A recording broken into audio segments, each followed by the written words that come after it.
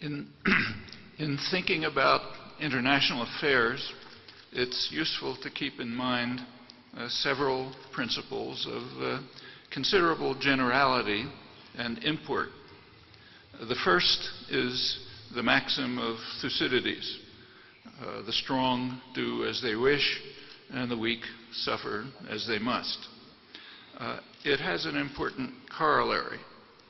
Every powerful state relies on specialists in apologetics whose task is to show that what the strong do is noble and just, and if the weak suffer, it's their fault. In the contemporary West, these specialists are called intellectuals, and with some exceptions, they fulfill their assigned task with skill and self-righteousness. However outlandish the claims, it's a practice that traces back to the origins of recorded history. A second leading theme was expressed by Adam Smith. He was referring to England, the greatest power of his day, but his observations generalize.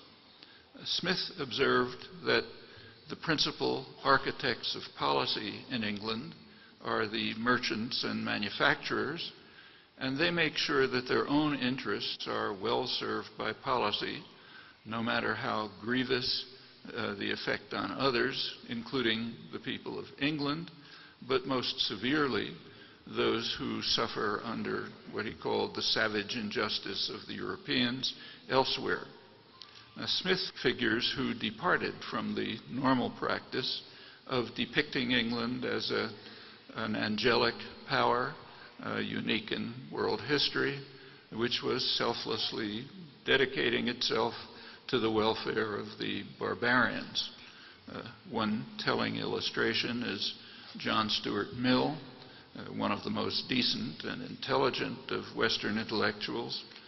In a classic essay, he explained in these words why England had to complete its conquest of India for the purest humanitarian ends.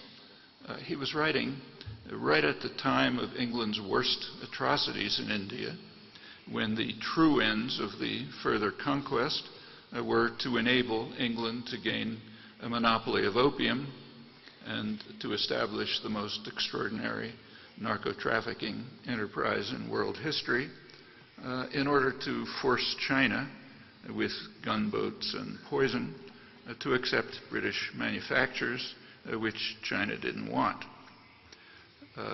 Mill's oration is the cultural norm. Smith's maxim is the historical norm. Today, the principal architects of policy are not merchants and manufacturers, but rather financial institutions and multinational corporations. A sophisticated current version of Smith's maxim is the so-called investment theory of politics, developed by political economist Thomas Ferguson, which regards elections as occasions when groups of investors join together to control the state by essentially buying the elections. And it turns out to be a very good predictor of policy over a long period, as he shows. For 2008, then, we should have anticipated that the interests of the financial institutions would have priority for the Obama administration. They were his major funders, and they much preferred him to McCain. And so we find. The main business weekly, Business Week, now exults that the insurance industries have won the struggle over health care, and that the financial institutions that created the current crisis are emerging unscathed and even strengthened after an enormous public bailout, setting the stage for the next crisis, as the editors point out.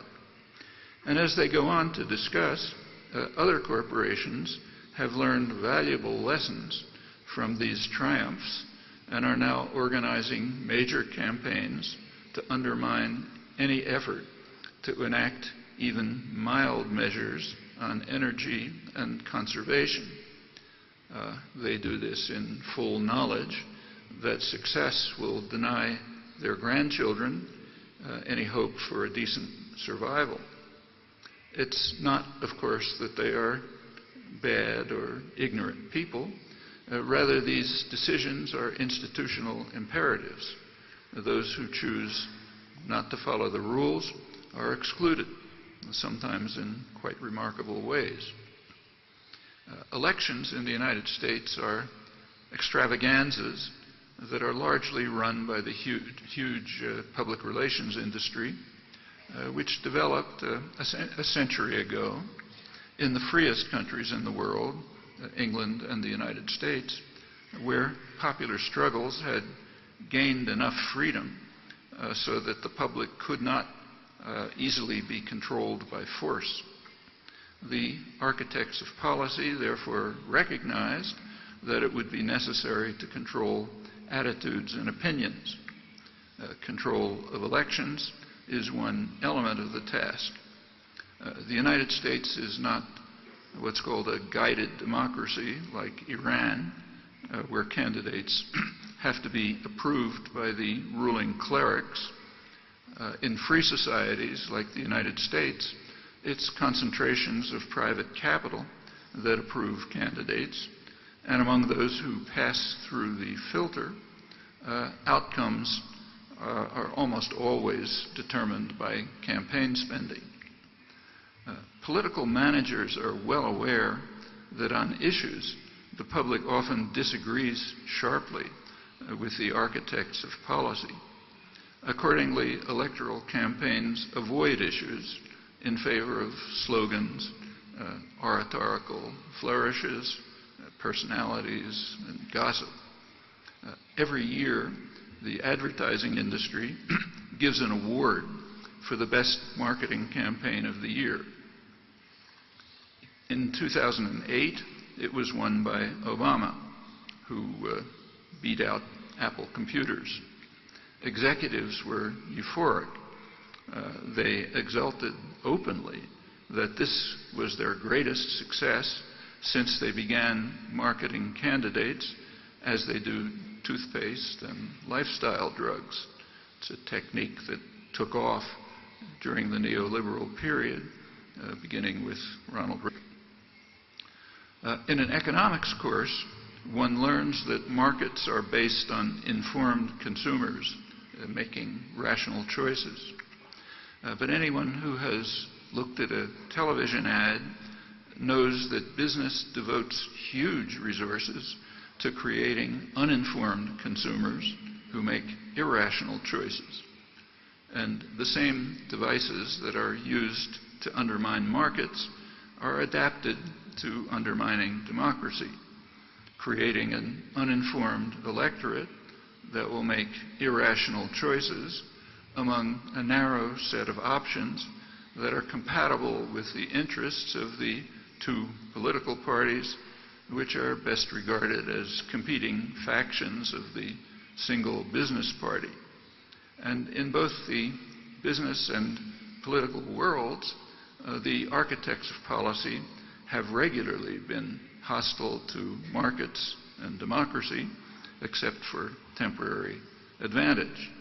Of course, the rhetoric is different, but the facts are quite clear. Adam Smith's maxim has some exceptions, which are instructive. One important contemporary illustration is Washington's policies towards Cuba, ever since it gained independence 50 years ago. The United States is an unusually free society, so we have good access to internal records that reveal the thinking and the plans of the architects of policy. Within months after independence, the Eisenhower administration formulated secret plans to overthrow the regime, and it initiated programs of terror and economic warfare. which were sharply escalated by Kennedy and continue in various forms until the present day. From the outset, the explicit attempt was to punish the people